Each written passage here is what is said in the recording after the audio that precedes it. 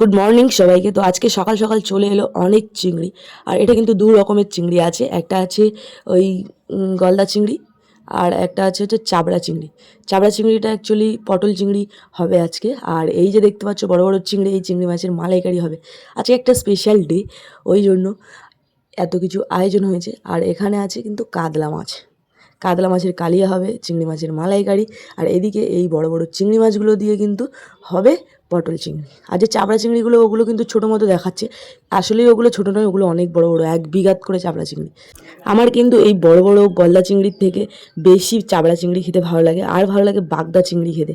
এই বড় বড় যে গলদা চিংড়িগুলো আছে না, মোচা চিংড়ি যেগুলো আর কি বলা হয়, এর মাথাগুলো আমি খেতে পারি না, তো সেই জন্য আমার অতটা বেশি পছন্দ নয়। চিংড়ি মাছ আমি আগে পছন্দ করতাম না, ছোটোবেলায় বেশি চিংড়ি মাছ আমি খেতে পছন্দ করতাম না, ভাবতাম জলের পোকা।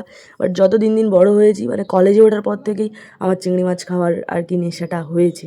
চিংড়ি মাছ খেতে মোটামুটি খুবই ভালো লাগে, মানে চচ্চড়ি টচ্চড়িতে চিংড়ি মাছ দিয়ে করলে বেশ ভালোই লাগে, তখন চিকেন টিকেন ছেড়ে চচ্চড়ি দিয়েই ভাত খেতে ইচ্ছা করে।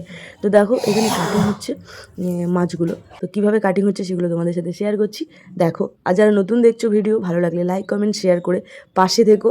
আর হ্যাঁ, কমেন্টে জানাতে ভুলো না তোমাদের কোন চিংড়িটা ফেভারিট, গলদা চিংড়ি মানে মোচা চিংড়ি, নাকি বাগদা চিংড়ি, নাকি চাপড়া চিংড়ি। আমার তো সব থেকে ফেভারিট হচ্ছে বাগদা চিংড়ি।